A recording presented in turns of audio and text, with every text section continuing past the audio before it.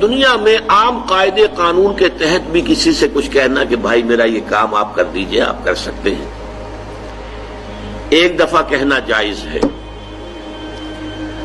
دوسری مرتبہ یاد دلا دینا کہ شاید بھول گئے، وہ بھی جائز ہے، تیسری مرتبہ کہنا شرک ہو جائے گا۔ بسم اللہ الرحمن الرحیم، نحمدہ ونصلی ونسلم علی رسولہ الکریم۔ شرک میں ڈویژن کرنے کا کسی نے کسی کو حق نہیں دیا، اور نہ ہی شرک میں کسی قسم کی ڈویژن ہو سکتی ہے۔ اب یہ کہنا کہ میں نے اگر کسی سے ایک مدد مانگی تو پہلے عقیدہ تو یہ ہے کہ اللہ تعالی نے اس کو مدد کی طاقت دی ہے، اس لیے ہم مدد مانگتے ہیں۔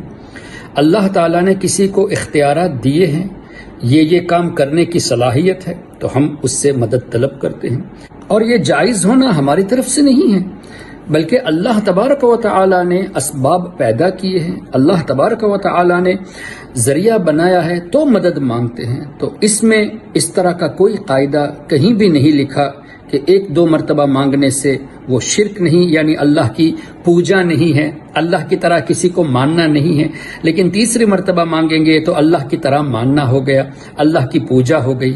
یہ کوئی شرعی بات نہیں ہے۔ اگر ایسا ہوتا تو ضرور حدیث میں اس کا تذکرہ آتا کہ اگر آپ نے کسی سے مدد مانگی، اس نے جواب نہیں دیا، دوسری مرتبہ یاد دلا دے، جواب نہیں دیا، تیسری مرتبہ ہرگز نہ مانگنا، یاد بھی نہ دلانا، بلکہ یہ شرک ہو جائے گا۔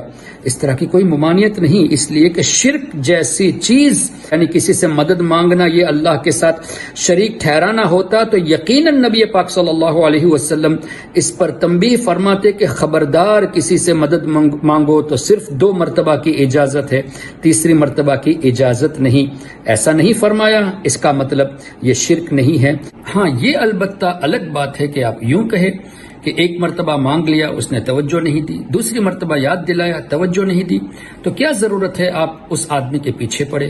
آپ کسی اور کے ذریعے اپنی بات، اپنا کام کرا لیجئے۔ اللہ تعالیٰ مسبب الاسباب ہے، وہ کسی اور کے ذریعے آپ کا کام کر دے گا، یہ ایک الگ چیز ہے۔ لیکن لفظ شرک یہ ہرگز صحیح نہیں ہے۔ اس لیے ہم بار بار کہتے ہیں کہ کسی بھی اسکالرس کی تقریر سنیں تو پہلے ان کا بیک گراؤنڈ دیکھ لیں، چاہے وہ تفسیر بیان کرنے والے ہو، چاہے حدیثوں کی شرح کرنے والے ہو۔ اگر قرآن اور حدیث کے خلاف کوئی باتیں کرتے ہیں اور اس کے ذریعے لوگوں کو شرک نہ ہونے کی بات پر بھی شرک کا پیغام دے کر لوگوں کو ڈراتے ہیں، تو ایسے لوگوں سے بچنا چاہیے۔ اللہ تعالی ہمارے ایمان و عقیدے کی حفاظت فرمائے۔ اگر آپ نے ابھی تک ہمارا چینل سبسکرائب نہیں کیا تو ہمارے چینل کو سبسکرائب کر لیں